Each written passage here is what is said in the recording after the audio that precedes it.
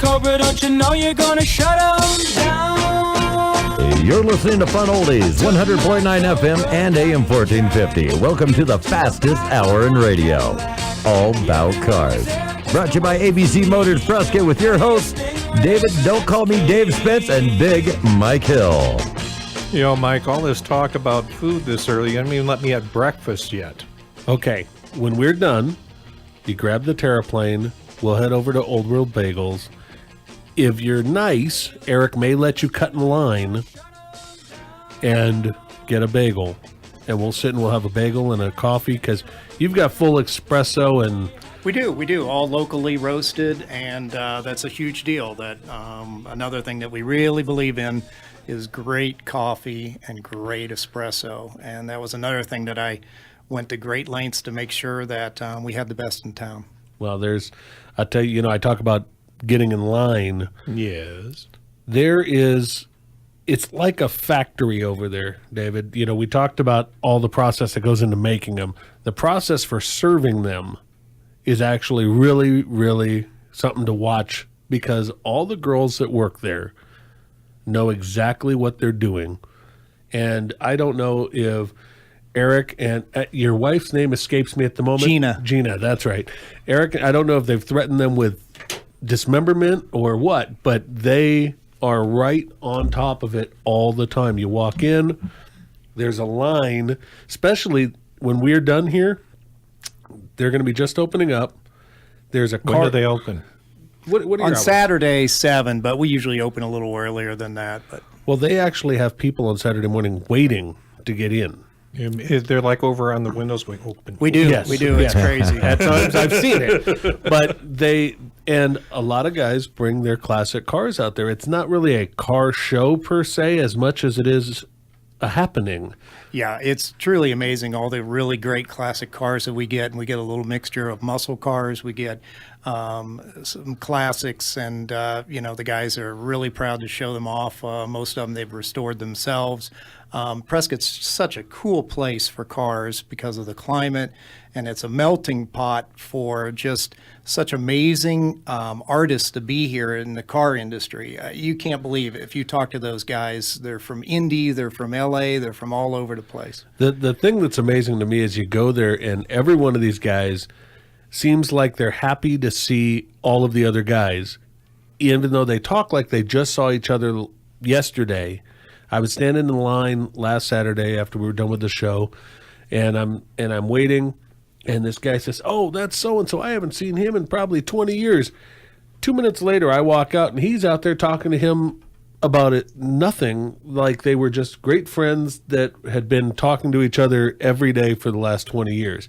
And I thought, So it isn't like a club scene. It's just people. It's not like a clique scene. Oh, well, that's good. It is about cars. It is about getting to know people. And like I said, it is not as much of a car show. There's nobody walking around judging and handing out trophies and popularity contests. That's the best way to upset everybody real quick. It is truly, and I was very impressed by it, is truly more like a happening, a gathering.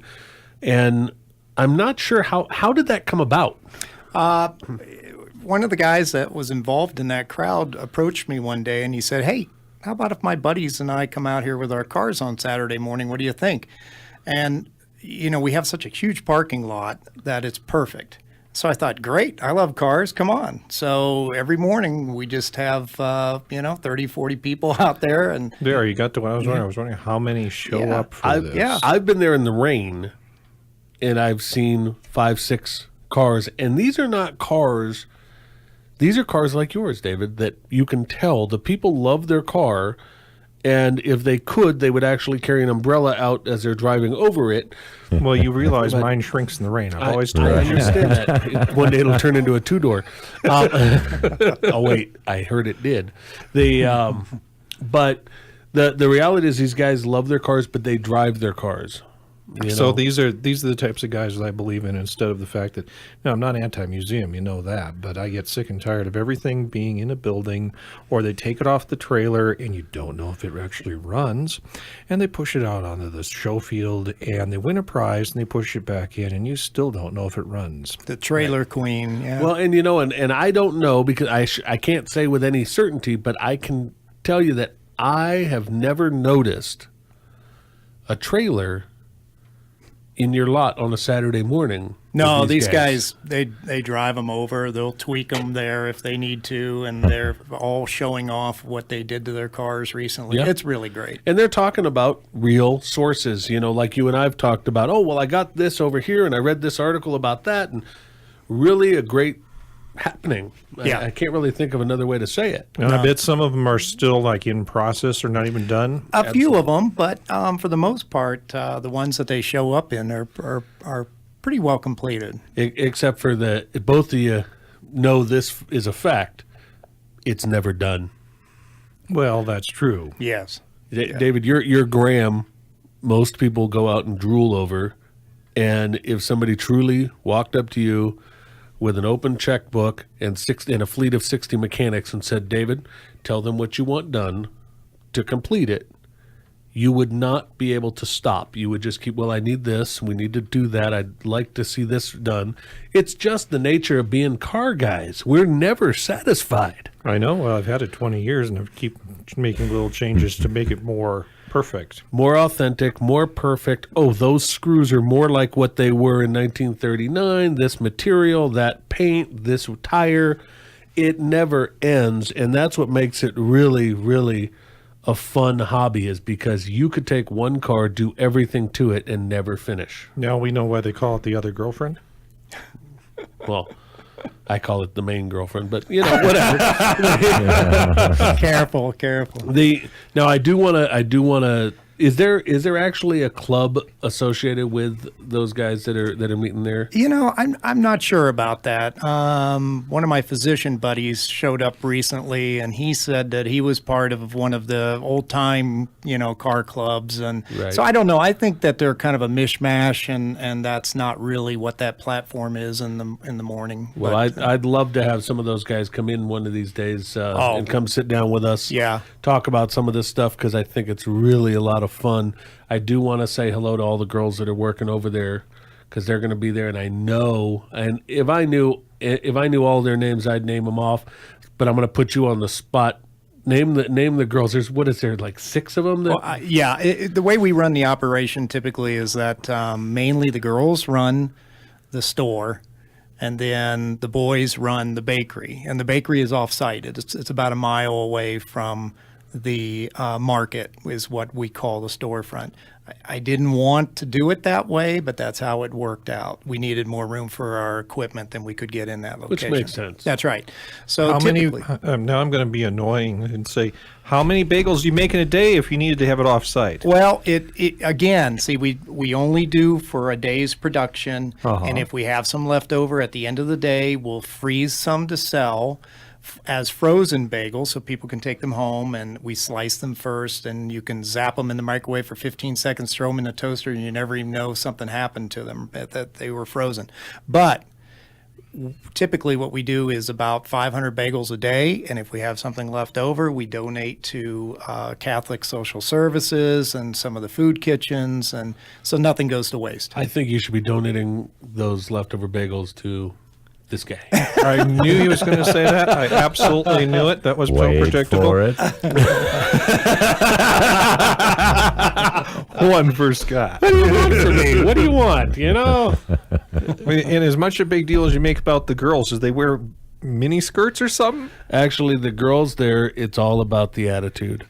They are amazing girls with as many people as they see. I mean, talking about 500 bagels a day. If your average customer is buying, 3 bagels? Yes. That's a lot of customers every day. Yes, they do a really great job. We have Marie, who usually works behind the coffee bar, who she was at Gurley Street Coffee for a long time, or Prescott. Actually, it was Prescott Coffee Roasters. Right. Okay. And she does an amazing job with espresso. And then Holly's in nursing school, and so she's with us for the next year or two until she graduates from nursing school. And then we have Angie, a young mom who's just really great in the kitchen and works with us. And so those are typically the girls that are in on Saturday. And Yeah. Gina's usually there. Yes, she is running the show. Yeah. By the way, because I know Gina's listening right now, thinking, "Why aren't you here getting ready with us?" So I do want to mention. I mentioned to somebody that you were going to be on the show, and they said, "Is his beautiful wife going to be on the show?" Thank you. And so, for the bagel guy, you got a very, very nice looking wife, and we should have her on the show one of these times as well. Hey, Well, hey. the reason we're in the food business right now, she was able to work with a couple of very talented chefs out of Chicago and Indianapolis, and that's how she got her training. And so she's doing bagels isn't doing her any justice. Now I know a lot of people are wondering, besides the happenings at your place, what's the bagel guy got to do with cars? You and I were talking about it, and you've been in cars for a long, long time, from parts to restoration to car dealership, and now you're building a couple of your own, or restoring a couple yourself by hand, right? Exactly. What are you building? Right now we're doing a 1970 Mercedes 280 SE Cabriolet, which is the last of the handmade Mercedes. And we're doing a 1974 BMW 2002 TII fuel-injected car. Fuel injected. Yeah. Interesting. Yeah. It is interesting, and we got a whole lot more to talk about, including our buddy Scott and his racing and testing and tuning, because I want to hear the changes you're making and if anything's going to improve. Yeah. And you're racing tonight, right? Yes, sir. All right. Well, we'll come back and we'll be talking again on All About Cars, brought to you by ABC Motors Prescott on 100.9 FM, 1450 AM. Saw the heat and make a quicker U-turn. Should have been there to watch the rubber burn. Not the fastest or the slowest, but it's the longest and the lowest.